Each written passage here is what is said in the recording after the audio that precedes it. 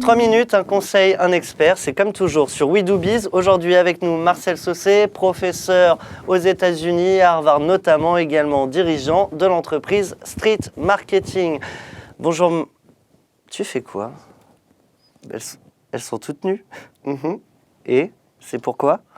En fait, c'est une opération qui s'est passée au Danemark et on a embauché des filles complètement nues pour une opération de street marketing. Et aujourd'hui, j'aimerais qu'on parle de la légalité dans des opérations non conventionnelles et notamment dans la rue.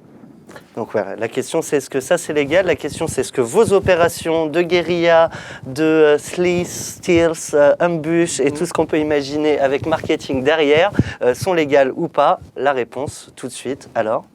On ouvre le clapet? Non. Très bien. Eh bien la réponse, elle arrive tout de suite. Alors, la légalité en street, c'est extrêmement simple.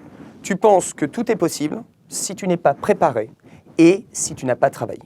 Or, toute opération de street marketing doit se préparer, une fois que tu as ton idée, 8 à 9 semaines en avance, rien que pour avoir les autorisations.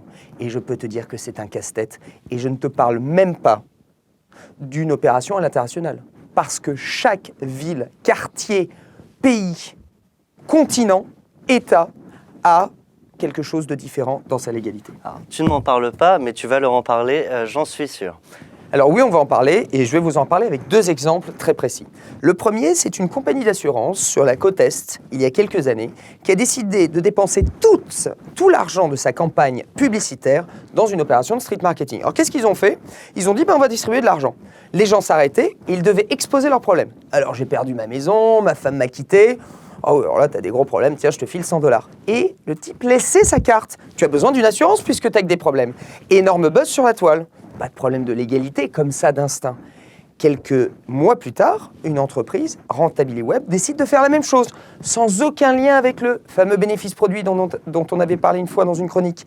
Et ils disent, nous, on va distribuer de l'argent à Paris et au Trocadéro. Alors évidemment, tout le monde vient et attend de l'argent. Seulement, ils ne sont pas venus.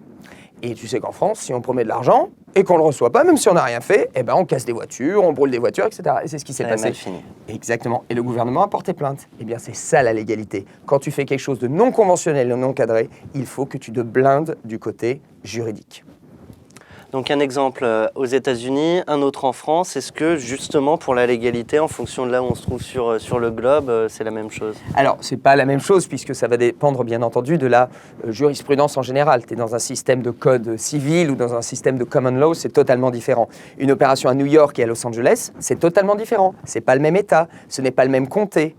Il y a toujours une loi fédérale, mais dans la ville de Los Angeles, dès que tu sors une caméra pour filmer ton opération, tu as les flics qui débarquent en 2 ou 3 minutes. C'est la ville d'Hollywood. Quand tu vas le faire en Afrique du Nord ou dans une dictature n'importe où dans le monde, c'est très compliqué d'avoir des autorisations. Tu as des villes qui refusent carrément les opérations hors cadre, hors médias. São Paulo, qui est la 3e ou 4e plus grande ville du monde, il y a une loi qui s'appelle Cidade Limpa, tu n'as pas le droit de faire de street marketing en centre-ville. Tu as même, suite à ce qu'a fait Kiabi, pardon pour la pub, pour le bad buzz Kiabi, qui a fait un bad buzz il y a quelques semaines avec une opération dans les rues de Lille. Et vraiment, toute l'administration lilloise s'est acharnée sur Kiabi parce qu'il n'avait pas demandé les autorisations. On a parlé d'opérations sauvages. Et bien, suite à cela, certaines villes ont pris des arrêtés. Saint-Germain-en-Laye refuse le street marketing en ce moment. Et puis alors après, évidemment, tu peux avoir des attentats. Et là, c'est très difficile de faire des opérations. Ok Marcel, alors quelques tips, quelques tuyaux pour nos start-upers. Alors, très important pour les start-upers et pour éviter un bad buzz. Ce qu'il faut commencer à savoir, c'est que ce n'est pas forcément trendy de ne pas demander l'autorisation. New York l'a fait. À New York, ils ont lancé des cafards dans les rues de Wall Street.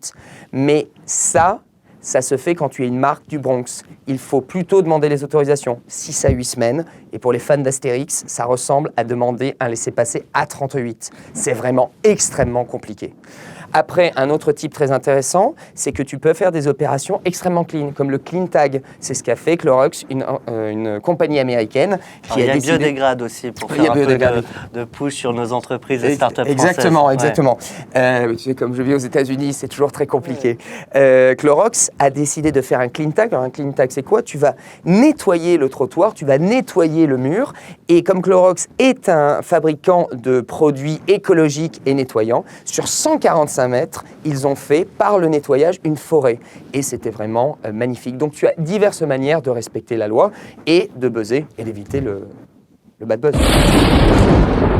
Vous l'aurez compris, c'est possible de le faire en toute légalité, ce joli buzz. Attention, juste 6 à 8 semaines avant. En tout cas, nous, on vous donne rendez-vous dès la semaine prochaine. À très vite. Merci.